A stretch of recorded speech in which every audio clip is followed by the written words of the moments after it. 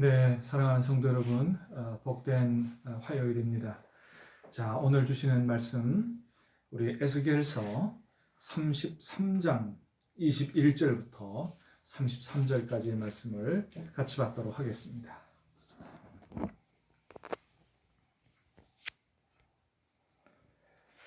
우리가 사로잡힌 지 12째 해 10째 달 5째 날에 예루살렘에서부터 도망하여 온 자가 내게 나와 말하기를 그 성이 함락되었다 하였는데, 그 도망한 자가 내게 나오기 전날 저녁에 여호와의 손이 내게 임하여 내 입을 여시더니, 다음 아침 그 사람이 내게 나올 그때에 내 입이 열리기로 내가 다시는 잠잠하지 아니하였노라.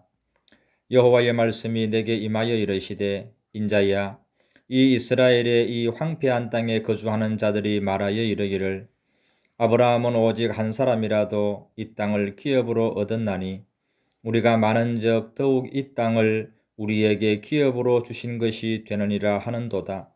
그러므로 너는 그들에게 이르기를, 주 여호와께서 이같이 말씀하시되, 너희가 고기를 핏째 먹으며 너희 우상들에게 눈을 들며 피를 흘리니 그 땅이 너희의 기업이 될까 보냐. 너희가 칼을 믿어 가증한 일을 행하며 각기 이웃의 아내를 더럽히니 그 땅이 너희의 기업이 될까 보냐 하고, 너는 그들에게 이르기를, 주 여호와께서 이같이 말씀하시되, 내가 나의 삶을 두고 맹세하노니 황무지에 있는 자는 칼에 엎드러뜨리고 들에 있는 자는 들짐승에게 넘겨 먹히게 하고 산성과 굴에 있는 자는 전염병에 죽게 하리라.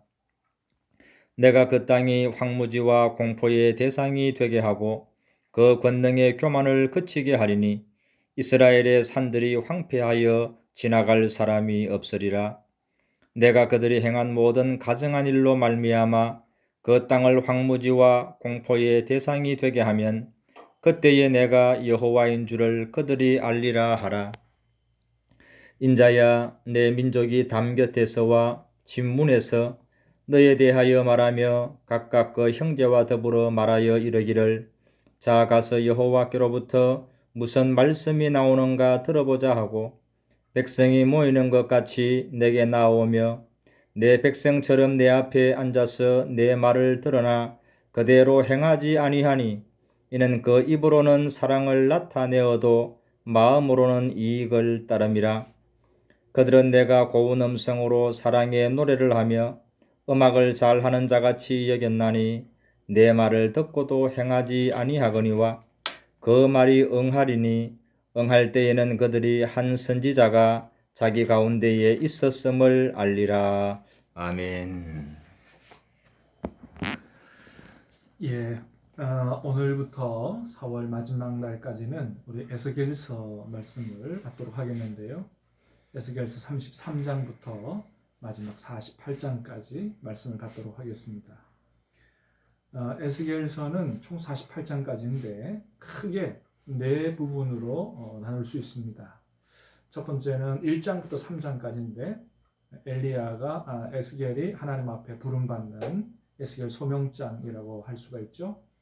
두 번째는 4장부터 24장까지 우리가 생각하기도 쉽습니다. 4장에서 24장까지 유다의 임할 하나님의 심판에 대한 말씀이 있고, 그 다음에 25장부터 32장까지는 이웃나라 열방에 대한 심판의 말씀이 있습니다. 자, 그리고 오늘 본문이 포함된 33장부터 마지막 48장까지는 이제 이스라엘의 회복에 대한 말씀이 기록이 되어 있습니다. 자, 그 중에서 이제 이스라엘 회복에 대해서 말씀하시는 33장에 오늘은 21절부터 33절까지 우리가 말씀을 받았는데요. 자, 21절에 보면 오늘 본문의 시대적 배경이 나와 있죠. 우리가 사로잡힌 지 12째 해 10째 달 5째 날에 그랬습니다. 에스겔이 사로잡힌 지 12째 해다 그랬어요. 에스겔은 BC 597년에 바벨론이 남유다를 침공 총 3차례 했는데 2차 침공 때 BC 597년에 여호야긴 왕과 함께 잡혀온 사람입니다. 자, 그래서 BC 597년부터 12년이 지나면은 몇 년이 되느냐? 586년이 되죠. 예, 그게 바로 남유다가 바벨론의 3차 침략을 받아서 멸망하게 되는 해입니다. 자, 그래서 이제 예루살렘에서 완전히 바벨론에 의해서 예루살렘이 멸망하게 된 그때에 예루살렘에서부터 도망하여 온 자가 있었다. 그 사람을 통해서 이제 예루살렘의 소식이 들려졌다는 거죠. 자, 그 다음에 23, 24절을 보니까 하나님께서 그런 말씀하세요. 자, 예루살렘에 남아있는 백성들이 이런 말을 하더라. 그게 무슨 말이냐면 아브라함은 한 사람인데도 불구하고 이 땅을 하나님께로부터 선물로 받았는데 우리는 비록 예루살렘이 망하긴 했지만 지금 많이 남아있지 않느냐? 그러니 이 땅이 우리 차지가 되는 것이 너무나 당연한 거다. 하나님 우리에게 주실 거다. 그런 얘기를 한 거죠.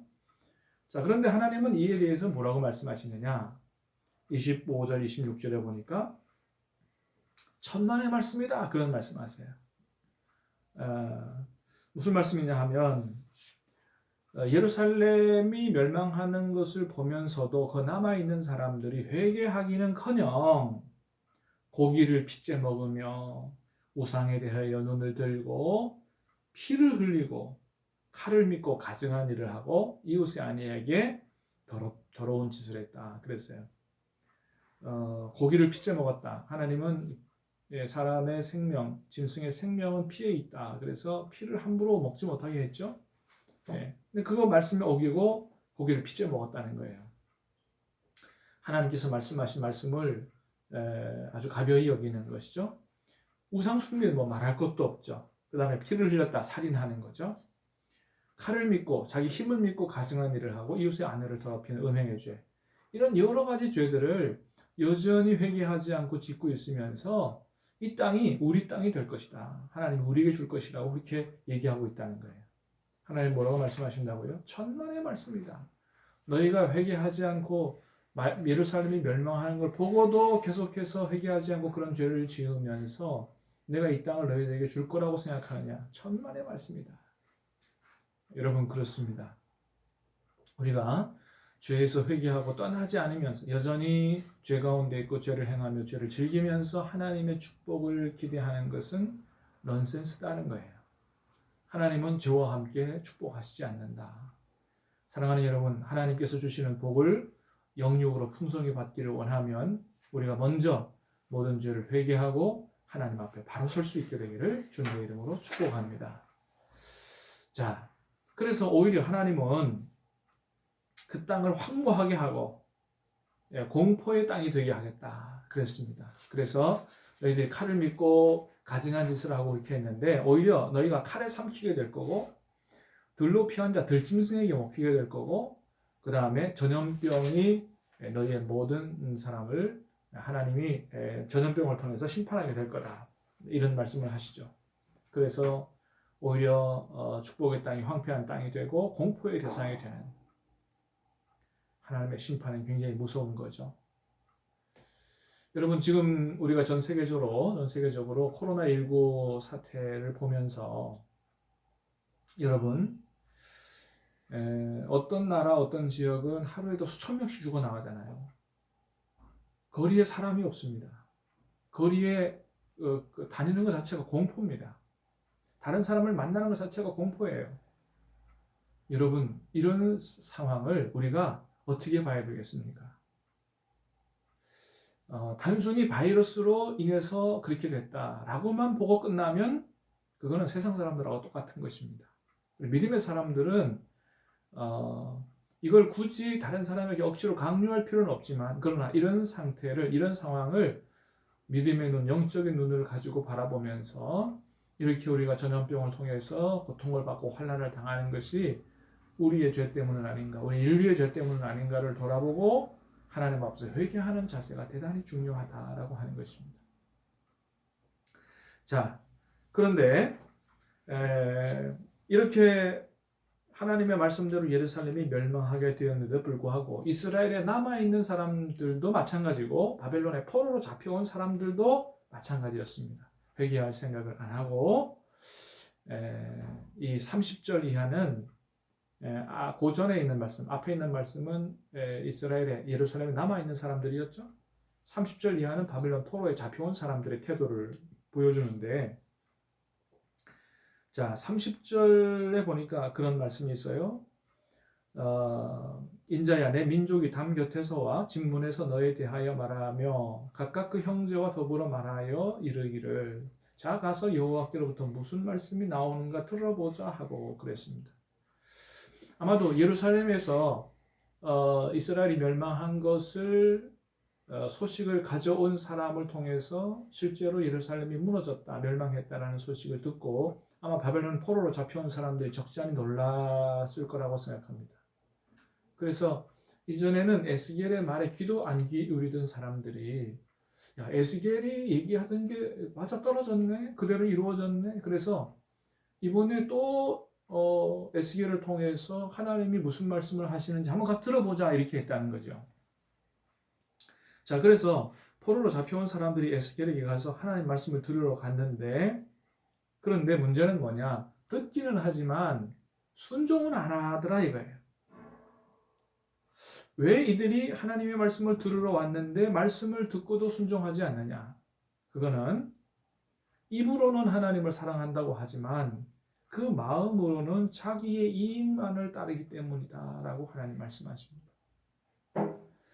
정말로 하나님 말씀을 듣고 그대로 말씀을 받아서 말씀대로 살겠다는 자세를 가지고 온 게 아니고 자기들이 듣고 싶어하는 말씀을 듣기 위해서 왔고 자기들에게 유익이 되는 이익이 되는 말씀을 듣고 싶어 왔다는 것입니다. 그래서 이 사람들은 오히려 뭐라고 얘기합니까? 32절에 보니까 그들은 내가 고운 음성으로 사랑의 노래를 하며 음악을 잘하는 자같이 여겼나니 내 말을 듣고도 행하지 아니하거니와. 에스겔을 통해서 하나님의 심판의 메시지가 주어지는데도 불구하고 그거를 경고의 말씀으로 듣기보다는 그저 사랑의 노래, 듣기에 좋은 노래처럼 그렇게 듣고자 했다는 것이죠. 여러분, 이게 문제입니다. 아무리 하나님의 말씀이 선포가 돼도 그거를 하나님께서 우리에게 주시는 말씀 그대로 달콤한 말씀만이 아니고 축복의 말씀만이 아니고 경고의 말씀을 듣더라도 심판의 말씀을 듣더라도 그것을 그대로 받아서 아멘으로 순종하는 삶을 살지 않으면 들어야 될 말씀을 안 듣고 듣고 싶어하는 말씀만 들으면 우리에게도 희망이 없다라고 하는 것입니다.